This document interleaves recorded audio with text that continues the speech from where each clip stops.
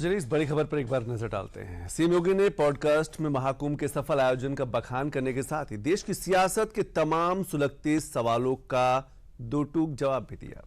CM योगी ने एक भारत श्रेष्ठ भारत की पुकार और कांग्रेस पार्टी पर सवालों की बौछार कर दी है। बाबर और औरंगजेब का गुणगान करने को लेकर समाजवादी पार्टी पर जमकर हमला बोला। साथ ही परिसीमन विवाद और ट्राई लैंग्वेज की बात पर समूचे विपक्ष को एक साथ निशाने पर लिया है।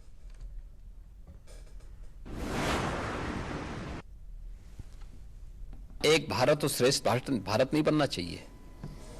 तो अलग अलग तरीके होते हैं, अलग अलग रास्ते होते हैं। कौन से रास्ते होते हैं उनसे पूछना चाहिए ना। तो क्या कर रहे थे 6 दशक तक? पूछे ना अपने नाना से भी और अपने दादी से भी, अपने पिताश्री से भी। क्यों नहीं पूछा इन्होंने? क्यों नहीं उन्होंने उस समय किया जो काम पिछले 10.5 वर्ष के अंदर मोदी जी ने करके दिखाया है, जिसमें पूरे भारत की स्वीकृति है, पूरा भारत का व्यापक जन समर्थन मोदी जी को प्राप्त हो रहा है। यह काम क्यों नहीं कांग्रेस ने कर लिया? अयोध्या के विवाद को तो हमेशा विवादी बने रहने देना चाहते थे।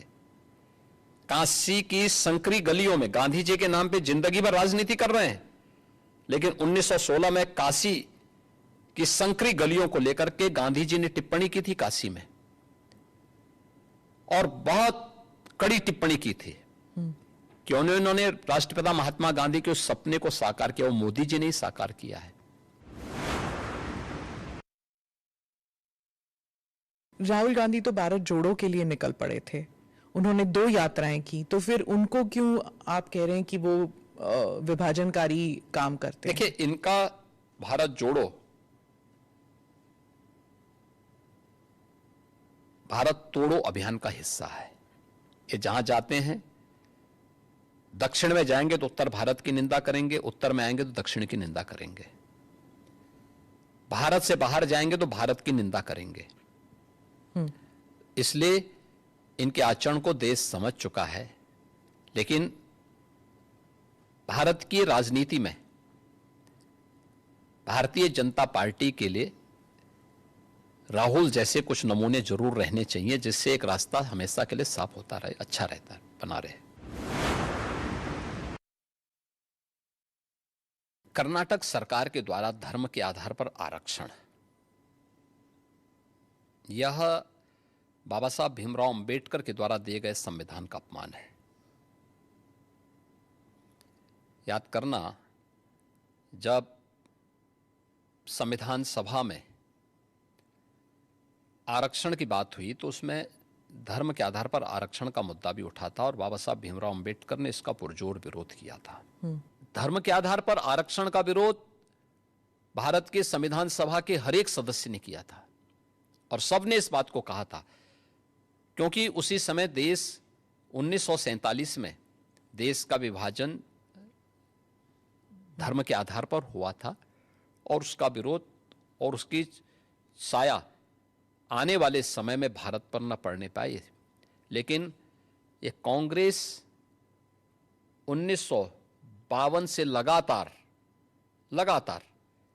बाबा साहब भीमराव अंबेडकर के द्वारा बनाए गए संविधान के साथ इसी प्रकार से छेड़छाड़ करती रही। डीके शिव कुमार वही बोल रहे हैं जो विरासत में कांग्रेस ने उनको दिया है, जो कांग्रेस का एजेंडा है। ये संविधान की प्रति लेकर के घूमते हैं, लेकिन इनको सच्चाई, अपने कृत्यों की सच्चाई के बारे में इनकी बताया जाना चाहिए कि इन्होंने कब कब बाबा साहब भीमराव अंबेडकर का अपमान किया, और भारत के संविधान में कितने संशोधन करके इन्होंने संविधान की आत्मा को 1976 में क्या नहीं किया था इन्होंने संविधान के साथ में गला घोंटने का काम किया था। हम विरासत को सम्मान दे करके अपनी वर्तमान लीडरशिप को भी सम्मान करते हैं और अपने पूर्वजों के प्रति भी सम्मान का भाव रखते हैं।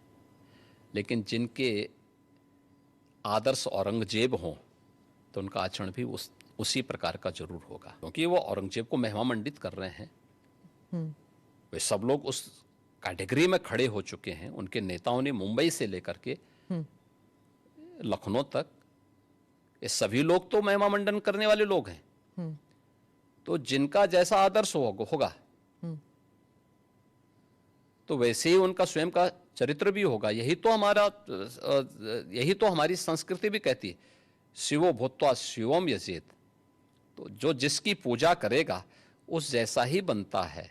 ये महाराणा प्रताप, महाराणा सांगा, छत्रपति शिवाजी महाराज और गुरु गोविंद सिंह के बारे में ये लोग बताएंगे? इतिहास के बारे में लोग क्या जानते हैं?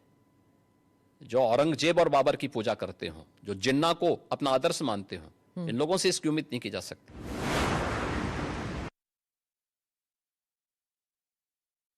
स्टालिन के नाम ने जो बैठक की है, केवल एक राजनीतिक एजेंडा है उनका। मुझे लगता है कि माननीय गृह मंत्री जी के वक्तव्य के बाद इस पर कोई भी प्रश्न नहीं खड़ा होना चाहिए। देश को भाषा के नाम पे या क्षेत्र के नाम पे नहीं बांटा जाना चाहिए। हर भारतीय के मन में तमिल के प्रति श्रद्धा और सम्मान का भाव है, क्योंकि भारत की विरासत के बहुत सारे तत्व आज भी उसमें मौजूद हैं। तो हिंदी से नफरत क्यों? भाषा कोई तोड़ती नहीं है, वो जोड़ने का काम करती है। ये केवल एक संकीर्ण राजनीति है। जब इन लोगों के वोट बैंक खिसकते हैं तो ये लोग इसी प्रकार की क्षेत्रीयता की और भाषाई आधार पर बांटने की दुर्विसंधि करते हैं। जनता जनार्दन को देश की एकता के लिए इस प्रकार के किसी भी षड्यंत्र से हमेशा सचेत रहना चाहिए। हिंदुओं की आने देने की बात नहीं कर रहे हैं, जो आ चुके हैं। आखिर इन लोगों ने जो यहां पर इस्लाम खतरे में बात कर रहे हैं, उन हिंदुओं का भी इन्होंने यहां विरोध किया था। आप अनुमान करिए कि भारत में ही वो हिंदुओं का विरोध कर रहे हैं, तो पाकिस्तान और बांग्लादेश के अंदर क्या हाल हो रहे होंगे? उनके हालात क्या होंगे? इनकी मानसिकता का अंदाजा इसी से लगाया जा सकता है कि हिंदुओं के प्रति इनके दुराग्रह कितने खतरनाक हैं और कितने छोटे स्तर के हैं।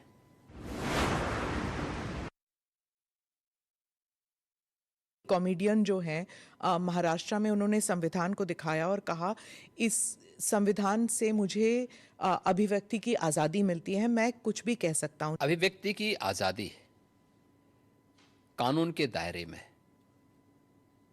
संवैधानिक मूल्यों के दायरे में होना चाहिए और उसी दायरे में अभिव्यक्ति की स्वतंत्रता है।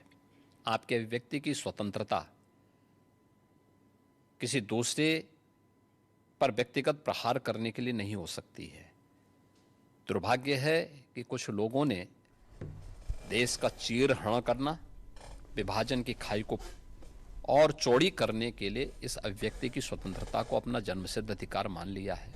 और मुझे लगता है ऐसे लोगों के खिलाफ जो समाज में विभेद पैदा करके सौहार्द को खतरे में डालने का कार्य कर रहे हैं, उनके साथ कानूनी तरीके से उनके साथ उसी प्रकार का व्यवहार भी होना।